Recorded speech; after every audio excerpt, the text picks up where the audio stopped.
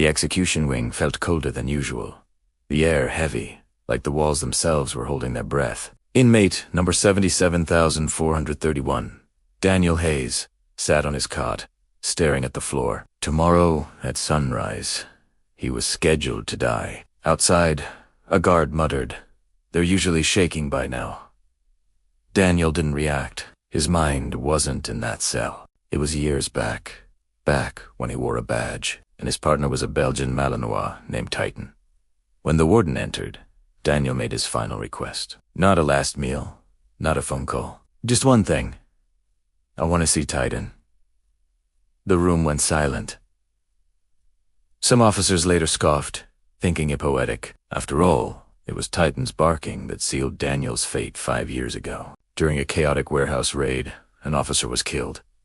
Daniel was found next to the body, his gun fired. When backup arrived, Titan was barking furiously at him. To the jury, it looked like an accusation from his own partner. To Daniel, it was the moment his life ended.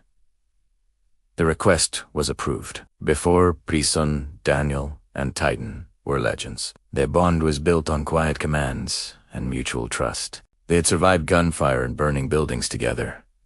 Titan wasn't just a dog. He was Daniel's other half. Then came the warehouse. It was supposed to be a routine bust, but it felt wrong. Titan sensed it first. Then, chaos erupted. A struggle, a flash of metal, a sharp pain in Daniel's side, and gunshots. When he woke up, he was in handcuffs, framed for a crime he didn't commit. Titan was retired, and the truth was buried. The next morning, an older, slower Titan walked into the execution holding room. He didn't run to Daniel. He growled. The guards tensed. But it wasn't aggression. Titan circled Daniel, sniffing, studying. Then he froze. His nose pressed against Daniel's right side, right over an old scar. He barked sharply.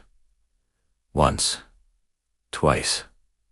His new handler, Officer Lucas Reed, stiffened. "That's an alert," he said. "For blood trace linked to trauma." He sang this man was injured violently.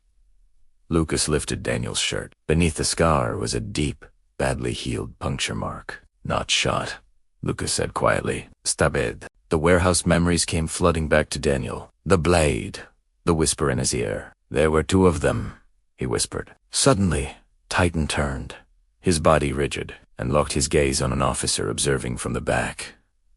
Lieutenant Aaron Crowley. Titan let out a deep, deliberate growl. Crowley laughed, nervously. "Control that dog." But Titan didn't waver. He crossed the room, stopped directly in front of Crowley, and said it was his primary match signal, the one he used to identify a suspect from a crime scene. Daniel's heart stopped. He recognized Crowley's voice from the whisper in the warehouse. "You were there," Daniel said. As Crowley's face drained of color, Titan lunged, knocking a keycard from his pocket. Old task force insignia. An off-books unit. Crowley's composure shattered. It wasn't supposed to happen. He yelled. The room erupted. Guards moved in, but Titan wasn't finished. He pivoted toward another officer. Sergeant Turner, and barked twice the signal for direct involvement. Turner tried to run. Under pressure, Crowley confessed everything. The raid was a cover for a dirty operation. The dead officer had found out, so Crowley shot him. Daniel walked in at the wrong moment. Turner stabbed Daniel while they fired his weapon to frame him. All this time, Titan hadn't been barking at Daniel. He had been barking at them. "Stop the execution," the warden ordered. The governor's office was called. An emergency suspension was granted. As his cuffs were removed, Daniel stood there, numb. Titan walked slowly back to him and pressed his head into Daniel's chest.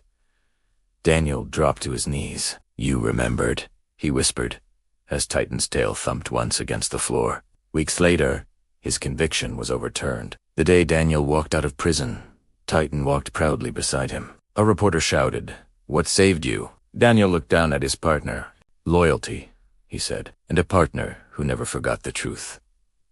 Months later, in a quiet cabin far from the city, Daniel built a shadow box for their medals. Above the fireplace hung a photo of their first day on duty, with a note on the back, "Where you stand, I stand."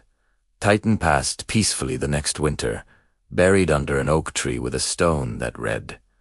He remembered, because truth can be delayed and twisted, but it can never outrun loyalty. And sometimes, justice walks on 4 legs. Thanks for watching.